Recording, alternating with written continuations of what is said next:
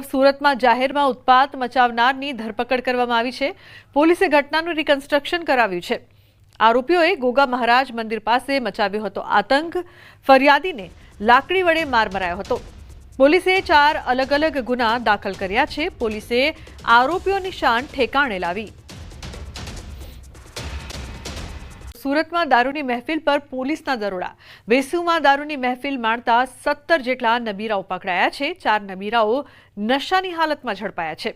पुलिसे तमाम नबीराओनु medical checkup कराव्युं छे। तो दारूनी महफिल पर पुलिस दरोड़ा। पुलिस द्वारा वधु तपास करवामां आवी।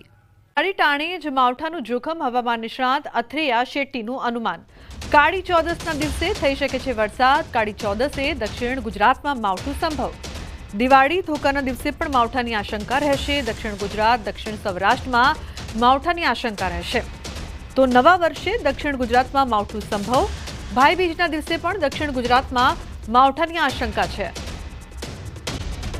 संकट घेराયું છે। અંબાલાલ પટેલે કરી છે મોટી આગાહી। ગુજરાતના વાતાવરણમાં આવશે પલટો। 19 ઓક્ટોબરથી સક્રિય થશે વાવાઝોડું। અરબ સાગરમાં મજબૂત બનશે વાવાઝોડું।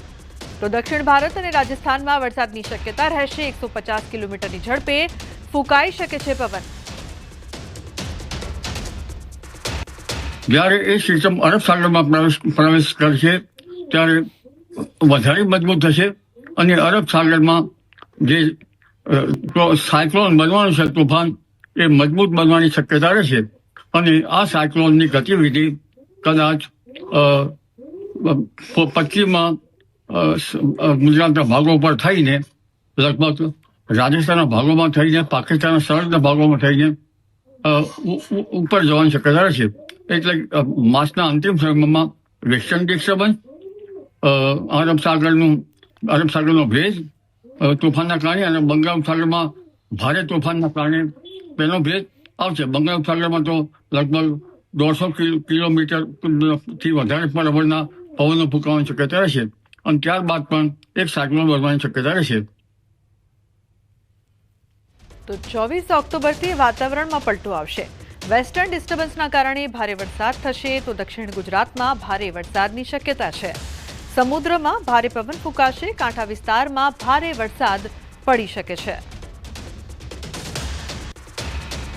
ऑक्टोबर बाद दक्षिण गुजरातना भागमां क्यांक वरसाद थवानी शक्यता रहेशे अने लगभग नवा वर्षनी शरूआतमां वादळो आववानी शक्यता रहेशे अने नवा वर्षनी शरूआतमां वादळो आववानी शक्यता रहेशे। परंतु कार्तिक मासनी पूनम सुधीमां लगभग हलचल जोवा मळशे अने एक पछी एक वावाझोड़ा बनता दक्षिण गुजरातना भागो प्रभावित थशे।